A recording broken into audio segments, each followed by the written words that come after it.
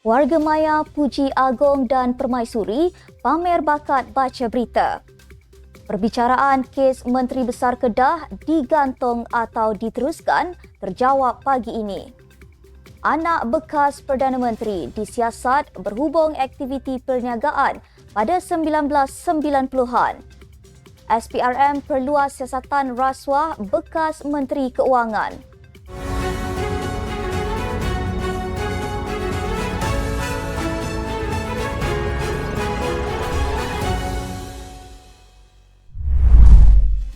Bismillahirrahmanirrahim. Assalamualaikum warahmatullahi wabarakatuh.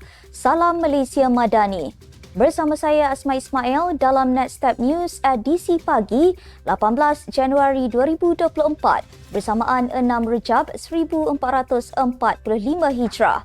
Sebelum itu jangan lupa untuk subscribe YouTube Netstep TV dan follow Facebook Netstep Malaysia.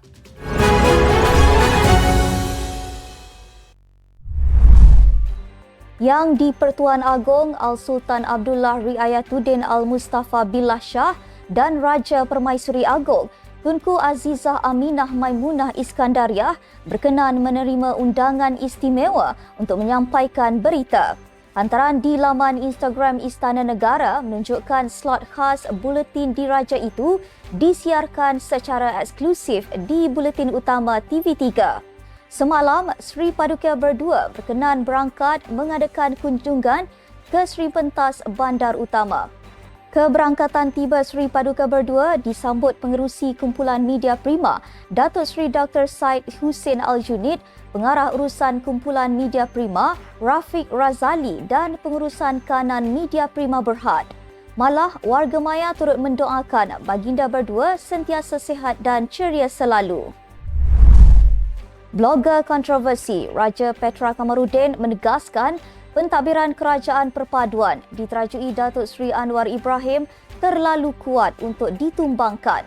Malah Raja Petra berulang kali mengatakan langkah Dubai yang didakwa diketuai pihak pembangkang sebagai gagal dan tidak berjaya.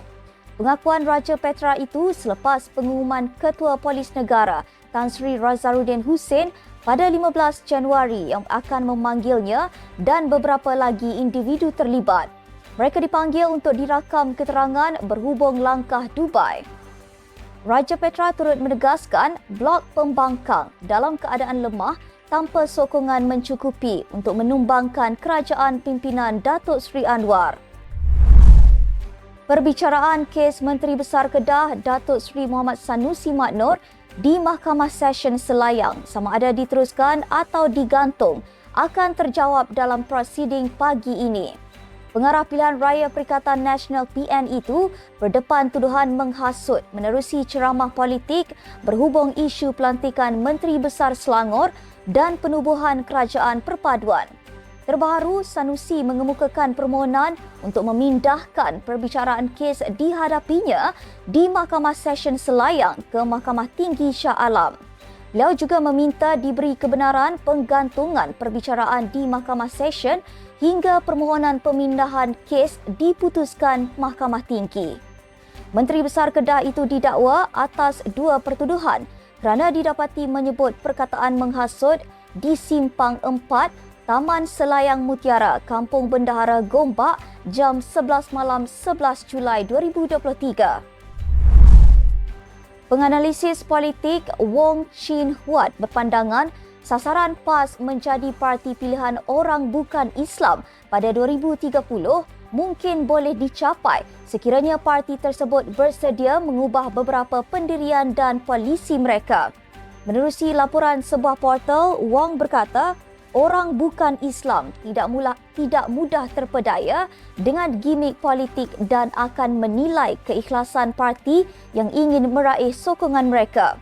Dalam pada itu, PAS juga gemar melabel orang bukan Islam dengan gelaran kafir harbi. Malah menurutnya, parti itu turut melabel orang Islam yang tidak sependapat dengan mereka sebagai kafir. Katanya lagi, orang bukan Islam tidak bodoh dan tidak akan terpedaya dengan gimik politik yang tidak ikhlas. Wong turut menegaskan bahawa PAS mestilah menghormati hak autonomi orang bukan Islam dengan memetik isu pasar dan medan selera Kampung Tiong di Kuala Terengganu yang sinonim dengan masyarakat Cina sejak 40 tahun lalu, yang kini ingin dibangunkan menjadi pangsapuri 30 tingkat oleh Majlis Bandaraya Kuala Terengganu. Suruhanjaya Pencegahan Rasuah Malaysia SPRM sedang menyiasat seorang anak bekas Perdana Menteri berhubung aktiviti perniagaannya pada akhir tahun 1990-an. Difahamkan syarikat kepunyaan individu berkenaan yang didakwa membeli sebuah subsidiari syarikat berkaitan kerajaan GLC. Sumber memberitahu anak bekas Perdana Menteri itu dipanggil sekali lagi ke Ibu Pejabat SPRM untuk diserahkan satu notis perisytiharan harta. Bulan lalu, SPRM sudah pun memanggil individu itu untuk dirakam percakapan berhubung dakwaan salah laku rasuah serta penyelewengan. Bagaimanapun, menurut sumber itu lagi, dalam tempoh tertentu, syarikat berkenaan dijual kepada sebuah syarikat gergasi GLC dengan keuntungan ratusan juta ringgit.